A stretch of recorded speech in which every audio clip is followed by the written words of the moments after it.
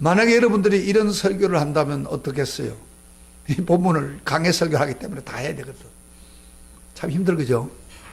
그러나 굉장히 깊은 이야기가 여기 있습니다. 자, 여러분 설교 들으세요. 설교를 들어야 그게 깨달아져요. 세 사람의 일꾼이 어떤 교회당을 짓고 있었습니다. 근데 지나가는 사람이 그 세 사람에게 똑같은 질문을 했습니다. 어떤 질문을 했냐면 무슨 일을 하고 계시죠? 그랬더니 첫째 일꾼이 이렇게 말합니다. 보시면 모르겠소? 내가 지금 노동을 하고 있어 라고 대답했습니다. 둘째 일꾼들에게 당신 무엇 하고 있습니까? 보시다시피 나는 돈을 벌고 있습니다. 그랬답니다. 세 번째 사람에게 물었습니다. 당신 무슨 일을 하고 계십니까? 그랬더니 이 사람이 하는 말이 하나님의 집을 짓고 있습니다. 그렇게 말을 했답니다. 여러분, 이 세 사람은 공간적으로나 지리적으로 같은 장소에 같은 일을 하고 있지만은 그들의 삶의 태도가 다릅니다.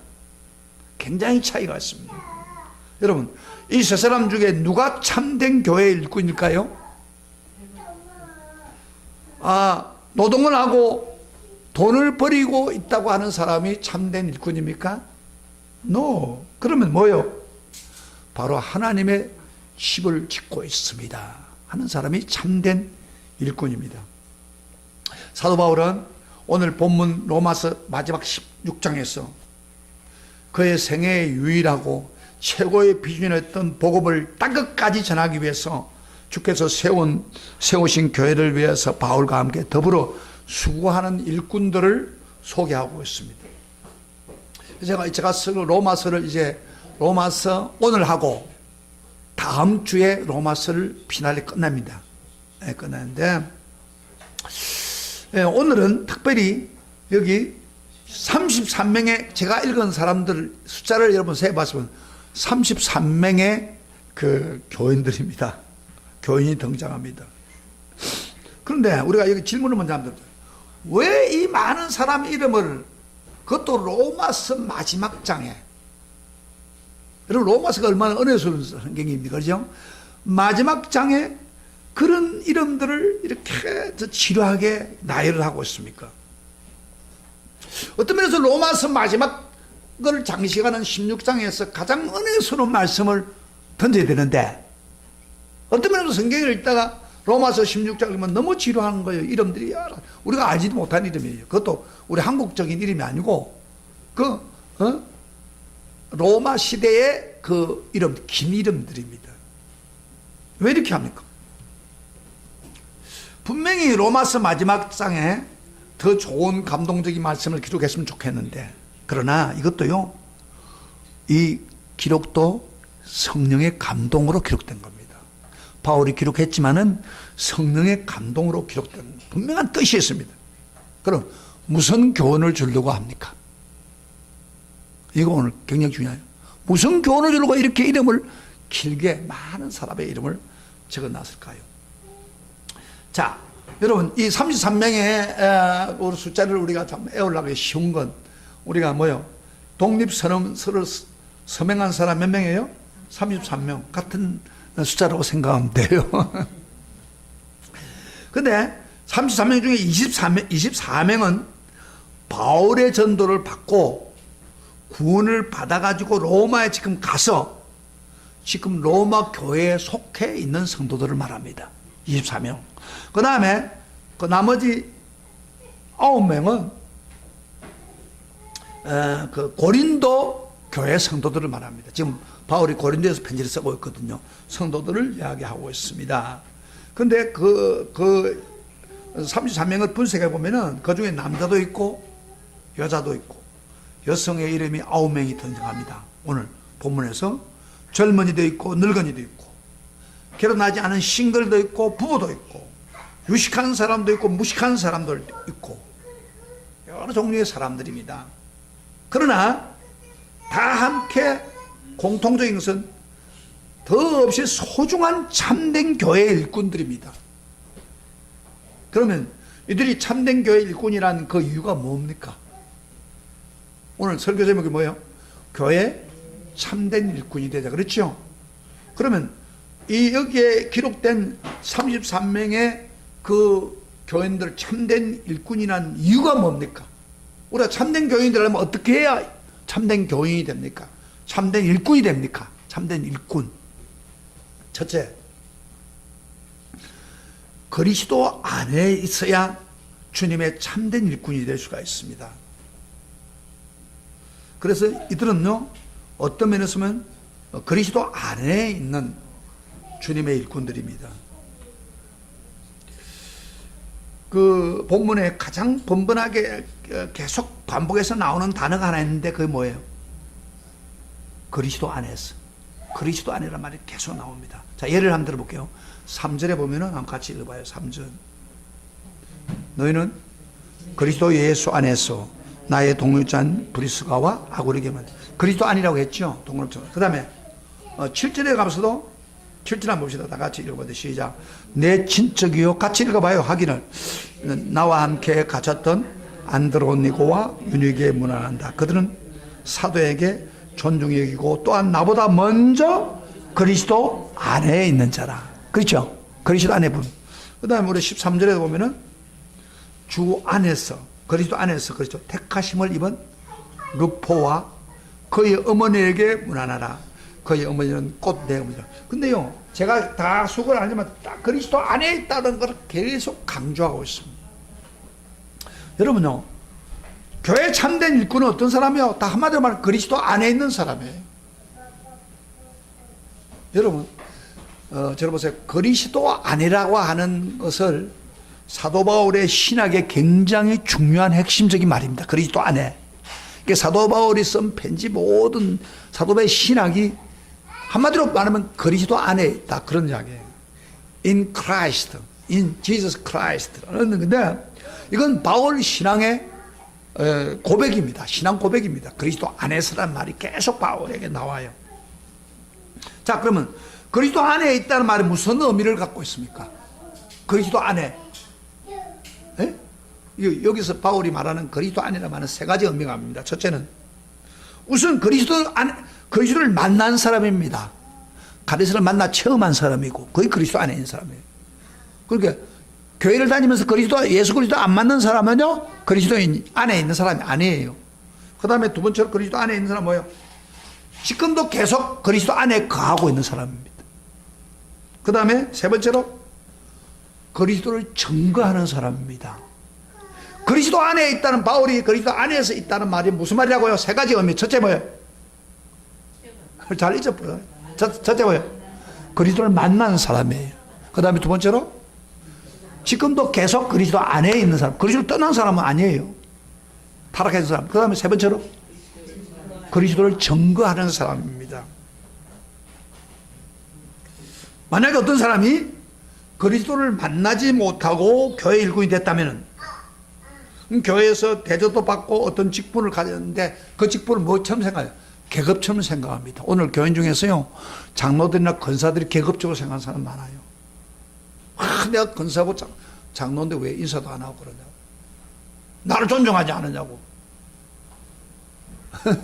그러니까 그리스도를 만나지 않은 사람들에게는 그 직분이 계급으로 여겨지는데, 이런 사람들이 교권주의라고 그럽니다. 교권주의에 붙들리는 사람들입니다. 주님이 싫어하는 성도들이. 그러나 초대교회에 기록된 바울 주변에 있는 일꾼들은 다 그리스도 안에 있다는 말은 그리스도를 만나고 체험하고 그리고 그리스도를 따르고 그리스도를 증거하는 일꾼들이라는 말입니다. 그래서 진정 그리스도 안에 있는 자가 주님의 참된 일꾼들입니다. 제가 예를 하나 들어볼게요. 하나하나 들어볼게요. 여기 있는 이름들을 제가 설명을 해드리겠습니다. 자, 우선 3절부터 4절까지 우선 한번 보겠습니다. 자, 누구를 좀 소개할까요? 자, 시작. 너희는 그리스도 예수 안에서, 그 다음에 나의 동력자인, 그 다음에 브리스기와 아굴라에게 문안하라. 그 다음에 4절. 그들은 내 목숨, 성경을 읽으세요. 성경을 안 보는 사람이 있어요. 성경같이 사세요. 빨리. 4절. 그들은 내 목숨을 위하여 자기들의 목까지 내어놓았으니 나뿐 아니라 이방인의 모든 교회도 그들에게 감사하느니라. 그 다음에 또 5절, 또 저희 집에 있는 교회에도 문안하라. 내가 사랑하는 에베네도에게 문안하라. 그런 아시아에서 그리스도께 처음 맺은 열매니라. 자, 저를 보세요. 여기 3절부터 5절까지 내용은 누구 나와요? 여기 브리스가와 아굴라라는 사람을 소개하고 있습니다. 이 그리스도 안에 있는 사람인데, 자, 이 사람을 조금 설명드리겠습니다. 이 성경 전체를 통해서. 여러분, 우리가 처음에 사도행전을 읽어볼 때 브리스가 아굴라를 설명할 때는요, 이름이 어떤 이름으로 나와요?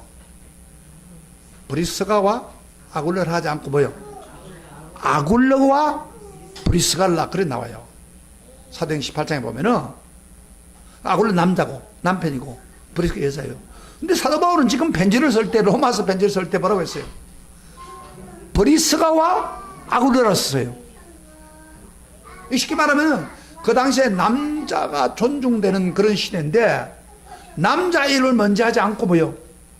여사인 브리스가와 아굴라를 해요. 그 바울이 무슨 의도를 가지고 이렇게 할까?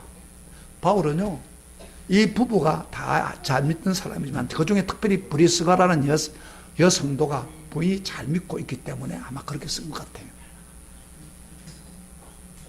오늘날도 그렇잖아요. 오늘날도 예수 잘 믿는 사람들, 남자보다 여자들이 잘 믿어요. 부부 보면요, 남자들보다도, 남자들이 잘 믿는 사람도 있지만 대부분 여자들이 잘 믿어요. 그래요? 안 그래요? 그렇죠? 그래. 바울이 지금 더 헌신된 브리스. 그러면 이 사람들이 누구냐면은, 사도행전 18장 2절에 보면은 로마의 황제 그라우디오가 그 당시에 로마에 있는 모든 유대인들을 로마를 떠나라 하고 추방력이 내렸습니다. 그 추방력을 따르지 않으면은 어떤 일이 벌어졌냐? 크게 행벌을 당합니다. 유대인들이 좀 껄끄러했는가 봐요. 그래서 유대인들은 다 떠나라. 유대인, 그 로마에서 살고 있는 그 사람들이 모든 직장을 두고, 집도 두고 추방을 거예요. 그 중에 이 아굴라와 브리스가가 있었는데, 이 사람이요, 이제 로마를 떠나 고린도 지역에 갔어요. 고린도 지역에서 이 사람들은 천막을 만드는, 텐트를 만드는 그런 직업이에요. 근데 사도 바울이 어떤 사람이에요?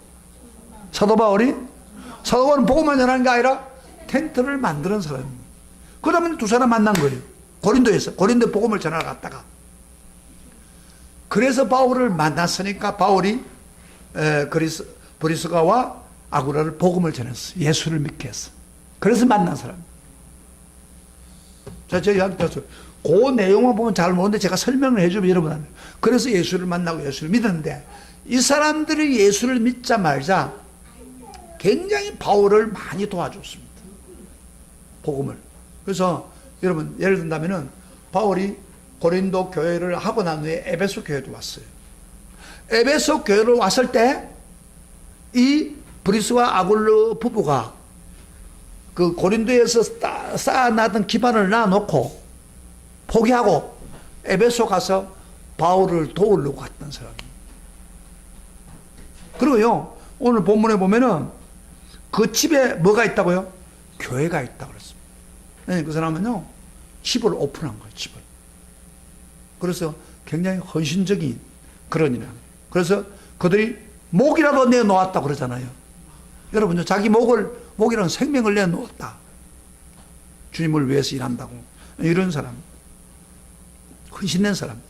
근데 이 사람은 그 전임 교육자는 아닙니다.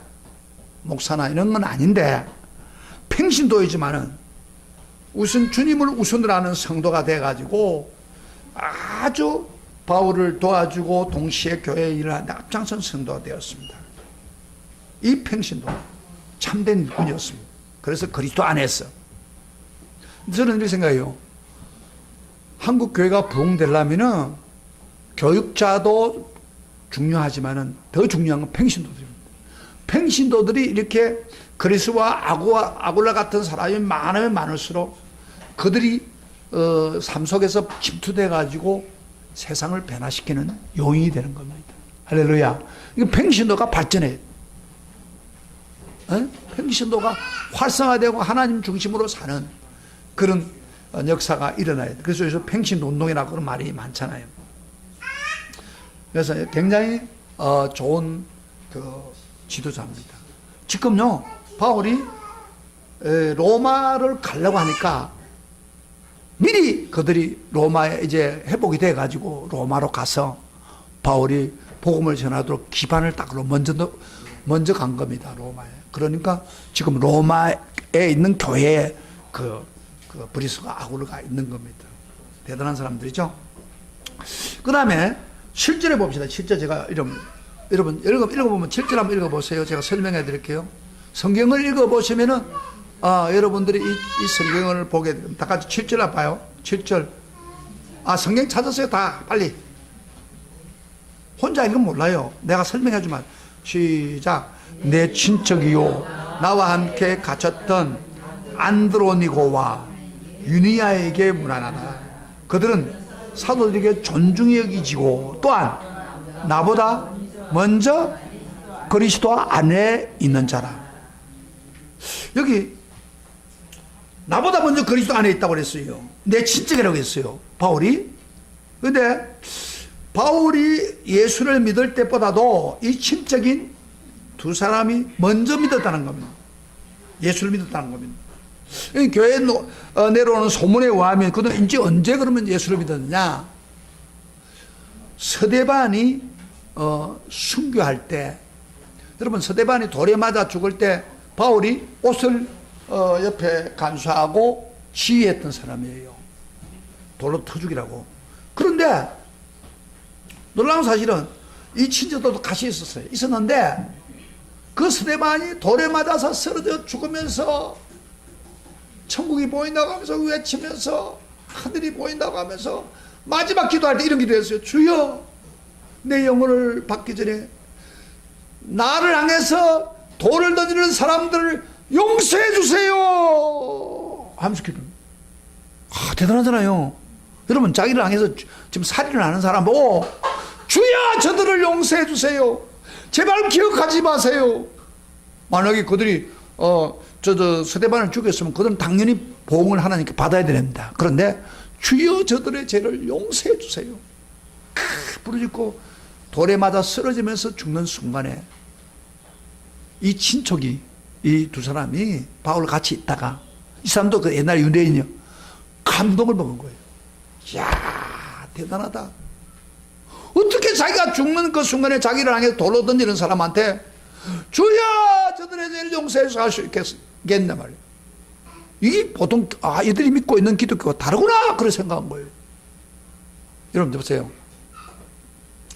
여러분 보고 어떤 사람이 막 여러분을 해치고 막 고통을 주는 사람 보고 여러분 솔직하게 주여, 저 영혼을 불쌍히 봐주십시오,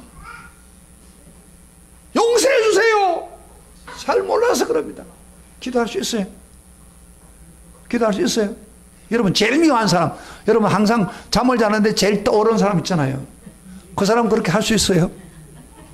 아이 주여, 저 사람 좀 혼 좀 내주세요, 손 좀 봐주세요, 그렇게 하잖아요. 그런데 이 스데반이 그렇게 하지 않았어요. 진짜로. 피를 쓰러지면서.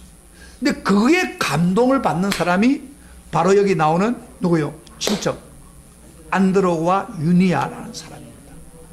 그래가지고 감동을 먹고 나도 제가 믿는 스데반 믿고 예수를 믿겠다 먼저 믿은 거예요. 그래가지고 여기 내 친척이 먼저 그리스도 안에 있었다고 그랬잖아요. 그래서 이들이 뭐 했겠어요? 예수 믿고 뭘 했어요? 그 사도 바울이 교회를 핍박했을 때 사도 바울을 위해서 기도를 많이 했어요. 주여, 내 친척에 바울이 쉽게 기독교를 모르고 하는데 주님 그 사울을 변화시켜 달라고. 사실 그 기도 때문에 사울은 다메섹 도상에서 하나님을 깨진 겁니다. 근데 어떤 면에서 보면은 사도 바울을 변화시킨 사람은 누구요? 이 친족들입니다. 기도. 그리고요, 이들은요 사도 바울을 믿기만 하고 끝나는 게 아니고, 잘 써보세요. 그들은 끝나는 게 아니고 실제로 보면 나와 함께 갇혔다고 그랬습니다. 복음을 전할 뿐 아니라 사도 바울이 고난을 당해서 감옥에 같이 있을 때 자기들도 갇혔다고 말이에요. 고난을 같이 경험하는 거예요. 신앙이 굉장히 좋은 사람이에요. 그러니까 바울을 변화시키는 기도의 사람이고 동시에 사도 바울이 받은 고난을 같이 경험하면서 복음을 전했던 사람이다. 대단한 사람이죠. 여러분 이것만 읽어보면 야 이건 누구야 이름이 이 뭐야 안드로니고 윤리야 이게 뭐야 이렇게 생각드는데 제가 설명해 주는 것 어때요? 엄청난 사람이에요. 하나님의 정말 참된 일꾼입니다. 그래서요 잘 보세요. 우리 주변에 믿지 않고 악한 길로 가는 사람들 보면요 배후에 그 사람이 언젠가 바꿔지는 사람 보면요 대부분이 그 주변에 자 눈을 뜨세요. 기도하는 사람 있습니다. 주여 저 영혼을 불쌍히 받아라. 그렇게 기도하면은 그 기도의 힘에 의해서 그 사람을 바꿔버립니다. 하나님. 할렐루야, 할렐루야. 이 놀라운 은혜가 이 속에 있는 거 지금. 또 하나 은혜스러운 이야기 하나 해볼까요? 13절 한번 봐요. 13절. 13절에 또 멋있는 이야기가 있습니다. 제가, 여러분 이것만 보면 몰라요. 제가 설명해 주니까. 13절 시작. 주 안에서 택가심을 입은 뭐요? 루포와 그의 어머니에게 문안하라. 그의 어머니는 곧 내 어머니다. 루포라는 사람이죠. 동그랗게 말해 루포. 사실 우리는 루포는 잘 몰라요. 그러나 루포의 아버지는 우리가 압니다. 왜 그러냐면 보세요. 마가복음 15장 21절에 보면은 루포의 아버지가 나오는데 거기 뭐라고 기록되냐면 이런 그 예수님이 십자가로 짊어지고 가다가 막 쓰러지는 순간이 있었잖아요. 그럴 때 거기에 이렇게 말합니다. 마침 알렉산더와 루포의 아버지 구레네 사람 시몬이 루포의 아버지라고 그랬어요. 같은 루포예요. 루포의 아버지가 구레네 시몬이 시골로부터 와서 지나가는데 그들이 예수님이 막 십자가에 쓰러지니까 감당 못하니까 그를 억지로 같이 가게 하여 예수의 십자가를 지웠다고 그랬어요. 구레네 시몬. 이 사람이 루포의 아버지입니다. 자, 그런데 보세요. 그 루포는 그럼 어떤 사람이냐면은 이 사람이 아프리카 사람인데 유대교를 믿는 배경은 그 당시 유대교가 많이 번져 있기 때문에 유대교를 믿다 보니까 이 사람이 6월절에 명절을 지키기 위해서 예루살렘에 올라왔어요. 근데 막 시커멓게 시골 사람이니까. 근데 조금 보니까 어떤 분이 십자가를 짊어지고 골고다까지 가는데 막 십자가를 지고 사람들이 구경을 하고 간단 말이에요. 그래서 구경하러 온 거예요. 그런데 그 십자가 너무 무거우니까 예수님이 십자가를 하다가 팍 하고 넘어진단 말이에요. 그러니까 병정들이 채찍을 가지고 세게 때리고 막 고통을 주니까 예수님이 억극하면서 다시 일어나는 거예요. 또 가다가 쓰러지는 거예요. 그 골고다 길. 그런데 병정들이 보니까 예수님이 잠도 못 잤고 먹음직도 못 먹고 그래가지고 지금 쓰러진단 말이에요. 자기 어조로 쓰러진 거예요. 그때 옆에 키 큰 애가 하나 있어요. 야 이리 와 이리 와 내려와 하고 그게 구레너예요. 구레너를 불러가지고 너 이 십자가 같이 지고 와. 그렇게 한 것이 바로 루포의 아버지 구레너예요. 제가 설명하면 여러분 다 이해가 돼요. 그런데 이 사람이 같이 예수님을 십자가를 같이 지고 갔는데 지면서 올라가면서 자기한테 따라온 예수님을 자세히 관찰할 기회가 있었는데 그는 그의 고난이 그의 십자가의 죽으심이 범상한 죽음이 아니라는 것을 깨달았습니다.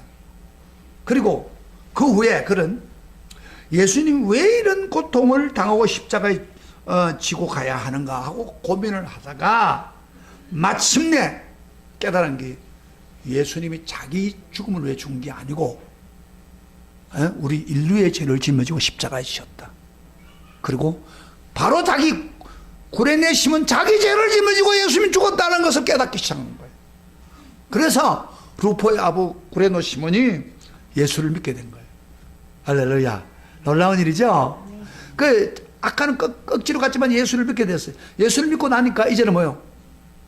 전에는 억지로 끌려갔는데 이제는 자원해서 십자가를 지고 예수를 믿게 된 거예요. 할렐루야. 아멘. 아멘.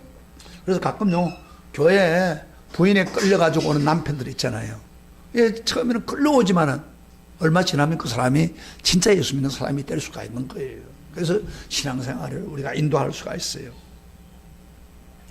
그래서 그 루포의 아버지가 예수를 믿자 말자 자기 아들에게도 믿게 하고 그 다음에 부인에게도 믿게 했어. 그런 가정의 변화가 일어난 거예요. 할렐루야. 근데 바울이요, 루포의 어머니 보고 이렇게 이야기해요. 그 뭐라고 해서 루포의 어머니는 뭐요? 곧 내 어머니라. 무슨 말입니까? 이 구레네 시몬의 아내가 나중에 참 사도 바울이 전도사에 갈 때 많은 도움을 주었어요. 어머니처럼. 그래서 지금 루포의 어머니는 곧 내 어머니라. 그 아름다움을 봤기 때문에 그렇게 한 거예요. 참된 일꾼이 그리스도 안에 있는 참된 일꾼. 할렐루야. 아멘. 이것만 보면 몰라요. 제가 그 성경의 간주라든지 이런 걸 통해서 여러분에게 알려주니까 아, 성경이 그런 분이구나. 이 감동이 되잖아요. 억지로 끌려간 그 구레네 시몬이 이제 기꺼이 예수를 믿고 가족들을 변화시키고 사도 바울이 복음을 전하는데 큰 힘이 되었다는 거예요. 할렐루야. 아멘. 멋져요. 그래서 원래요, 교회 안에 있는 사람들이 보면요, 주의 일을 하는 사람들 대부분 보면요, 그래서 어렸을 때부터 예수 믿고 그렇게 하는 사람도 있지만은 많은 경우에 그저 놀러 왔다가 그 다음에 친구 따라 왔다가 해봐요. 그 우연히 왔다가 예수 믿고 변화돼 가지고 나중에 큰 주님의 일을 하는 사람 많습니다. 내가 좀 쉽게 설명하는데 뭐 조림이 와요. 이거 얼마 이거만 쓰시면 여러분들이 정말 성경에 대한 눈이 열린 사람은요, 이거 보면서 그 이야기구만.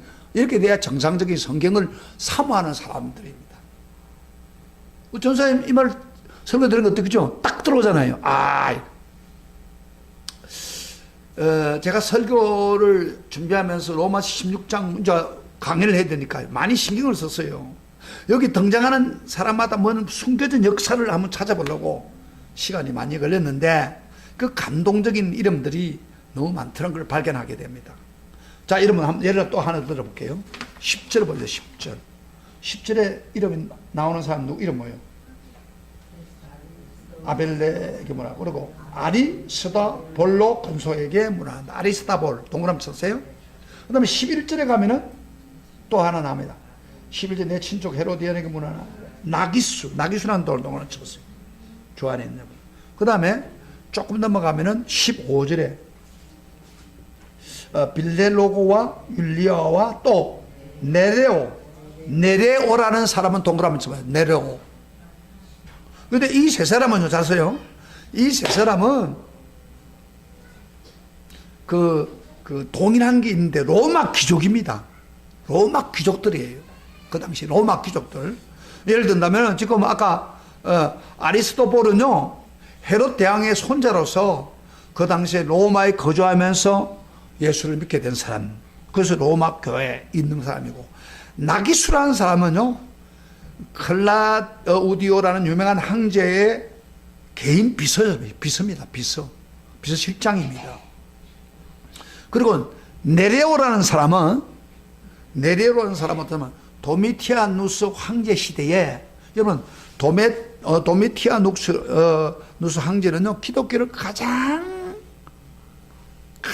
핍박한 사람 중 하나입니다. 그래서 그 당시에 누가 기양을 갔습니까? 사도 요한이 잡혀가지고 기양이 간 겁니다. 이게 아주 독한 왕인데 기독교를 엄청 핍박한 사람인데 그 황제 도미티아 황제 바로 밑에 막강한 권력을 잡고 있는 제2종 홀레비우스 크레멘스라는 집정관이 있었습니다. 그런데 이 네레오가 그 집정관의 비서 역할을 한 사람입니다. 대단한 사람이에요. 그를 변화시킨. 그래서 이 세 분은 뭐요? 로마 귀족이면서도 예수를 믿고 로마 교회 성도로서 삶을 산 사람입니다. 예수 안에 있는 사람. 그 당시에 이런 분들이 예수 믿는다는 건 굉장히 위험한 거예요. 특별히 네레오라는 사람은요, 로마 역사 여러 군데 흩어져 나오는데, 이 사람은요, AD 95년에 로마에 한 사건이 발생했습니다. 그 로마에 그 막강한 권력을 잡고 있는 사람 중에 크리스찬이 있다는 사실이 발표된 거예요. 신문은 없었지만 95년경에 그 당시에 도미티온 황제인데 기독교를 그렇게 가혹하게 핍박하고 명령을 내렸는데 그 바로 황제 밑에 있는 홀레비우스 클레멘트라는 집정관이 크리스찬이었다는 사실. 대단하잖아요. 놀라잖아요. 예를 들어서 지금 기독교를 잡아가 죽이고 막 하는데 그 바로 밑에 명령을 받은 사람이 크리스찬이었다는 거예요. 오늘 본문에 나오는 홀레비우스 클레멘스 집정관입니다. 근데 아까 클레멘스의 비서가 누구라고 했어요? 네레온 사람 누구예요? 예수 믿는 사람입니다. 그러니까 그 비서가 클레멘스를 많이 변화시킨 거예요. 여러분요, 홀레비우스 클레멘스라는 사람은요, 그 아버지가 또 유명한 사람입니다. 그 아버지 이름은 홀레비우스 사비누스라는 사람인데 AD 64년경에 로마 네로 황제 알죠? 네로 황제가 로마에 불을 질러 놔가지고 기독교인이 했다 이래가지고 막 기독교를 잡아가지고 그때 사도 바울도 죽었어요. 그러니까 잡혀가지고 막 핍박하던 그 시대에 그 집의 아들입니다. 이 사람이 예수 크리스찬이라는 소문이 났다 이 말이에요. 근데 어떻게 그러면 그의 아들이 크리스찬이 됐을까?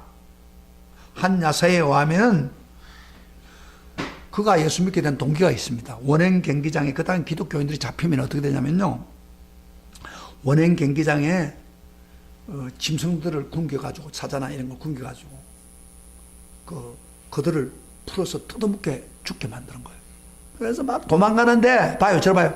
예수 믿는 것 때문에 도망가는 그들을 굶은 사자가 쫓아가서 막 찢어먹고 막 그런 거예요. 그것도 기독교 예수 믿는다고. 그 다음에 또 어떤 게 있냐면 화형을 시킵니다. 기독교인이라고. 그걸 잡아가지고 딱 이렇게 묶어서 밑에서 불을 태워가지고 하는데, 그런데 놀라운 사실은 이 클레멘스라는 아들이 그들이 마지막까지 사자에게 지켜먹고 그 다음에 불가운데 화형을 청하면서도 그들은 예수님을 찬양하고 있는 거예요. 예수님은 나의 구세주요, 예수님은 나의 주님입니다. 얼굴이 조금도 변화되지 않고 지켜먹으면서도 웃으면서. 그 네로 황제가요, 역사에 보면 네로 황제 그 죽은 사람들이 웃으면 죽은 걸 보고요, 어떻게 이 사람들은 이렇게 어려움을 당하면서 죽나 이렇게까지 한 적이 있어요. 근데 클레멘스라는 사람이 그의 아버지가 그 일을 했는데 그걸 딱 보면서 충격을 받은 거예요.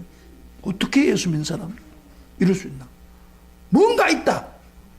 이 사람들에게는 우리가요, 핍박을 당해도 예수를 드러내고 막 예수님 찬양하면요, 주변에 있는 사람이 감동을 받습니다. 근데 항상 불평하고 원망하고 자기 잘 못하면서도 분명하고 이런 사람들에게는 하나님이 어떻게 너나 예수 믿으라고 그랬죠. 그 사람들한테는. 그런데 여기 오늘 하는데 이 클레멘스 깜짝 놀란 거예요, 그 아들이. 그래서 이 사람이 직접 이 기독교인들을 접촉하기 위해서 비밀 집단에 들어가가지고 그들과 접촉해서 그들에게 복음을 듣고 그리스도인이 되어버렸습니다. 이 사람이. 그런데 그 네레오라는 비서가 중간 역할을 한 거예요. 그래서 이 사람이 예수를 믿고 그 도미티온 황제 때 바로 밑에 있는 집정관이 돼가지고 기독교인들을 이렇게 핍박하는 거기에 자기가 있으면서. 그러면 이런 분들이 보세요. 드러나면 어떻게 됩니까? 기독교는 박해할 때인데 자기들이 예수를 믿고 있으니 어떻게 되겠어요? 큰일 나죠. 위험하죠. 그럼에도 불구하고 그들은 끝까지 예수를 믿었다는 거예요, 그 당시에. 그래서 여기에 나오는 사람들은 굉장히 감동을 주는, 근데 기독교를 변화시키는데 아주 중요한 역할을 한 사람들이에요. 로마를 뒤집어 놓는 순간에. 그래서 우리는 핍박이나 환난이나 그게 문제가 아니에요. 우리 믿음을 잘 지키고 주변을 변화시키는 사람이 되기를 축복합니다. 이게 참된 그리스도입니다. 그러나 뭐요? 바로 예수를 만나야 돼. 그리고 예수를 안에 가면서 끝까지 예수를 전하는 사람, 이게 참된 일꾼이에요. 할렐루야. 근데 조금 어둡다고 금방 주님을 떠나고 다 해버리고, 그런 사람 무슨 그리스도는 참된 교인이 아닙니다. 일꾼이 아닙니다. 그 다음에 두 번째로 한 가지만 더 보고 오늘 말씀하시겠습니다. 그리스도의 참된 일꾼은 하나님이 쓰시는 사람을 돕는 사람입니다. 여러분요, 교회라고 하는 조직체는 살아있는 유기체라고 그러죠. 구속받는 사람이 만드는 공동체죠. 이 공동체 생명력이 있는 사람들이 모인 곳이에요. 그래서 하나님의 쓰시는 사람이 있는 곳에 교회는 생명력이 넘쳐요. 숫자가 많았다고 해가지고 생명력이 없으면은, 하나님 쓰시는 사람이 없으면 그거는 그만 세속적인 조직체가 비슷한 거예요. 숫자가 문제가 아니에요. 초대교회는 거기에 반드시 하나님 쓰시는 사람이 있고, 그래서 유기체로, 살아있는 생명체로 유지가 되었다는 겁니다. 여기 오늘 16장에 등장하는 인물들은 다 그런 일꾼이에요. 특별히 하나님께 쓰임받는 특별히 바울을 돕는, 그렇죠, 하나님 쓰시는 바울을 돕는 사역자들의 공통점을 가지고 있습니다. 그래서 이런 사람은 하나님이 쓰시는 참된 자입니다. 여기 1절에 봅시다. 1절 한번 봅시다. 1절 누가 나와요? 다 같이 읽어봅시다. 시작. 내가 갱그리아 교회 일꾼으로 있는 우리 자매 베베를 너에게 추천하노니. 베베라는 여자가 나오죠. 자매가. 이 갱그리아라고 하는 지역은요, 고린도 도시에서 9마일쯤 있는 항구 도시인데, 베베는 거기 있다가 고린도에 와서 바울을 만났고 복음을 믿었습니다. 그런데 바울이 이 자매가 너무 신실하니까 로마의 편지를 써서 글을 로마에 보내도록 부탁을 한 거예요. 여러분요, 우리 로마서는요, 바로 고린도에서 바울이 썼지만은 그 로마서를 써가지고 누구한테 보냈냐면 신실한 성도 베베라는 자매에게 보내가지고 로마에 전달되었습니다. 이런 편지를 전달할 때 그는 가벼운 일로 생각하지 않았습니다. 특권점 생각하고 영광스러워 생각하고 이것을 최선을 다해서 로마의 복음을 전했기 때문에, 전달했기 때문에 그 당시에 1세기에 그 주변에 놀라운 변화가 일어난 겁니다. 만약에 이 사람이 이런 생각을 한다, 만약에 했다면 어떻게 될까요? 아니, 내가 뭐 편지를 전달하는 사람이냐? 하고 원망을 하고 그 일을 안 했다면 어떻게 될까요? 이 로마서는 세상 사람에게 드러날 수가 없는 겁니다. 세상을 변할 수가 없습니다. 그런데 이 일은 바울에게 충성스럽게 이 일을 내가 해야겠다 하고 바울을 돕는 일을 했기 때문에 그렇게 된 거예요. 아까 제가 브리스 아굴로 이야기해보죠. 브리스 아굴로가 교회를 예수를 만나고 난 뒤에 고린도에서 자기 집을 오픈해가지고 교회를 했습니다. 근데 그 당시는 건물이 없습니다. 자기 집을 오픈한다는 게 쉬워요, 어려워요? 교회로 어렵죠. 그러나 그들은 바울을 복음을 돕는 일에 이렇게 집을 오픈하기 위해서 집으로 교회를 세우는 것을 허락했습니다. 에베소 가서도 마찬가지예요. 에베소 가서도 에베소 교회가 막 붕괴될 때에 그 모이는 데가 없잖아요. 중요하네. 그럴 때 이들이 집을 오픈해가 집에 교회를 세워서 바울을 도왔습니다. 왜? 신실한 사람 바울을 도운 거예요. 그래서 이들이 있기 때문에 바울은 더 많은 일을 했습니다. 그러니까 우리가 잘 아는 브리스 아굴을 보고 바울이 이런 말 했죠. 그들은 내 목숨을 위하여 자기 목까지 내놓았다 그랬잖아요. 그 뭐 했느냐? 아마 이런 것 같아요. 에베소에서 복음이 막 확장되니까 에베소 사람들이 막 공장에서 일어났잖아요. 벌떡 일어나서 막 난리 나서 죽이려고 그랬잖아요. 바울을. 그럴 때에 바울을 죽지 못하도록 대신 한 사람이 바로 아굴로와 프리스가입니다. 목을 내놨다는 거예요. 교육자를 위해서.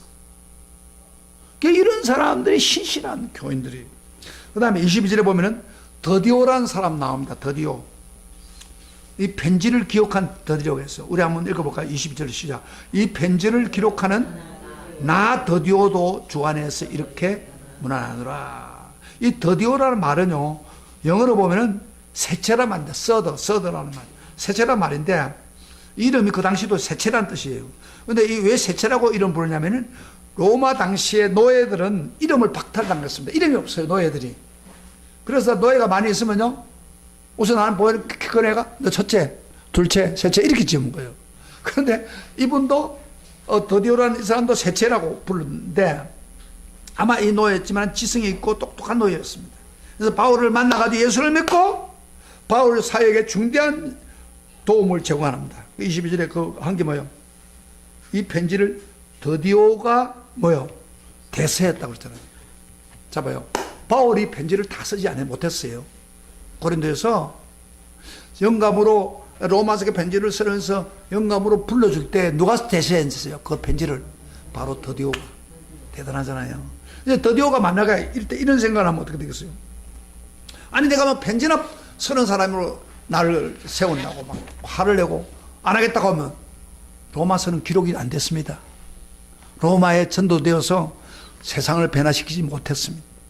그러니까 베베라든지 더디오가 더욱더 작은 일이지만은 하나님의 그 사도 바울을 돕는 것이 주님을 위한 것이라는 생각을 가지고 손발이 되어줬기 때문에 바울이 큰 일을 할 수 있고 주의 일을 할 수가 있었다는 것입니다. 마지막 하나 23절 한번 봅시다. 23절 한 사람만 소개하겠습니다. 다 같이 시작. 나와 온 교회를 돌봐주는 가요도 너에게 무난하고 이 성의 재무관 에라스도와 함께 구하도도 너에게 무난한다. 여기 나오는 사람 뭐요? 여기 온 교회를 돌본다 그랬죠. 나와 온 교회를 돌봐. 이건 교회를 물질로 돌봐주는 사람입니다. 가요도. 그 다음에 재무관 에라스도 구하도는 재무 담당을 하는 거. 그러니까 돈 수입 들어오면 재무 담당하고 요새 말하면 회계 같죠. 그런 사람이에요. 그런데 하나님 사람 바울이 어려움을 당할 때 물질로 돕고 협조하고 물질을 책임지는 사람들, 이런 사람들이 라고 지금 이야기하고 있습니다. 여러분 우리 교회가 이렇게 올 때 들어보세요. 저절로 온 게 아닙니다. 이 교회를 올 때에 많은 교인들이 떠났지만 이 교회를 올 때 헌신적으로 헌금하고 그렇게 해서 이 건물을 얻은 거예요. 그리고 오늘까지 유지되는 것도 이분들의 헌신된 그런 헌금과 노력 때문에 지금 교회가 이루어지고 있는 거예요. 그럼 교회만 저절로 생긴 게 아니에요. 저는 이렇게 생각합니다. 이렇게 목회자를 몸된 교회를 세우고 몸된 교회를 돕는 그 일이 그저 박모세에게만 한 게 아니라 누구한테 한 거예요? 바로 하나님께 한 거예요. 주님께 하는 거예요. 그래서 이런 사람들은 참된 종으로 여기는 것입니다. 할렐루야. 아멘. 참된 종은 두 가지 하겠죠. 그리스도 안에 있는 사람이고, 그 다음에 두 번째로 하나님 쓰시는 종을 돕는 거예요. 작은 건 큰 일이든 상관없이 이런 분들을 하나님이 인정해 주는 겁니다. 사랑하시는 성도 여러분, 우리가 일평생 봉사가 끝났을 때 여러분의 봉사가 어떻게 기록될까요? 여기 왜 사도 바울이 로마 16장에 많은 페이지를 가지고 성령의 감동으로 기록했을까요? 여러분 성령의 감동으로 기록하면 그거 아무 쓴 게 아니에요. 바울이 쓰고 싶은 게 아니에요. 성령의 감동을 줘서 썼다 이 말이에요. 그런데 기록을 해놓은 거 뭐냐? 많은 앞으로 로마서를 공부하는 사람들에게 자 이렇게 하나님이 인정한다. 하나님이 참된 성도로 인정한다 이런 사람 그걸 우리에게 남겨주기 위한 거예요. 할렐루야. 그러면 하나님이 인정해 줄 때 어떻게 해요? 하나님이 그 사람들에게 갚으시는 겁니다. 여러분요 몸된 교회나 주의 종을 섬기는 마음으로 목회를 돕는 일은 영원히 남는 일입니다. 영원히. 여기 우리가 뭐 봉사하고 끝나는 게 아니에요. 영원히 남는 거예요. 왜? 성령께서 그 사람의 이름을 기록해서 하나님이 인정해 주기 때문입니다. 할렐루야. 우리가 하나님 앞에 가면은 그거 다 기록됩니다. 자, 요한계시록 마지막 한 절만 여러분에게 말씀드려요. 요한계시록 세상 마지막에 끝나는 순간을 요한이 쓰면서 마지막 한 구절 우리가 소개합니다. 22장 12절 한번 보세요. 다들 찾았어요? 전부 다 찾았어요? 이 모든 주님을 위해서 일하는 일은 절대 잊지 않는다는 겁니다. 반드시 보상해 준다는 겁니다. 마지막 장에 요한이 마지막에 직접 주님이 말씀하십니다. 직접 주님이 22장 12절 다 같이 읽어보세요. 12장 12절 다 같이 시작. 보라 내가 속히 오리니 내가 줄 상이 있어 각 사람에게 그가 행한 대로 갚아주리라. 무슨 말입니까 지금? 예수님이 내가 오면은 상을 주겠다. 어떤 사람? 각 사람. 어떤 사람? 진짜 주님 안에서 주 안에서 봉사하고 주의 종을 대접하고 몸된 교회를 헌신한 사람들 기록을 해가지고 그의 행한 대로 갚아주겠다 그러죠. 상급으로. 할렐루야. 그렇기 때문에 우리가 주의 몸된 교회를 위해서 헌신하고 봉사하는 거 여러분 아무것도 아닌 것 같이 보이지만은 이건 하나님이 기록해서 인정해 주십니다. 믿습니까? 자, 반드시 이루어질 것입니다. 여러분 어떤 일꾼이 되어야 되겠습니까? 이런 착한 일꾼 되시기를 축복합니다. 그래서 여러분의 이름이 주님의 나라 생명체 기록이 되어서 하나님 보상. 근데 하나님이 갚을 때는요, 천국에서만 갚는 게 아닙니다. 이 세상에서도 주님을 봉사하고 목회자를 돕고 다 하는 사람들은 다 그게 다 갚아주십니다. 할렐루야. 그리고 나머지 거는 전부 저 세상에서 갚아주십니다. 믿습니까? 그래서 우리가 교회에 그저 나오는 게 그저 뭐 때가 되니까 나온 거 이렇게 하지 마세요. 교회는 절대 하나님 다 기억합니다. 갚아주십니다. 참된 교회 되시기를 주의 이름으로 축복합니다. 축복합니다. 우리 다 같이 일어나서 찬양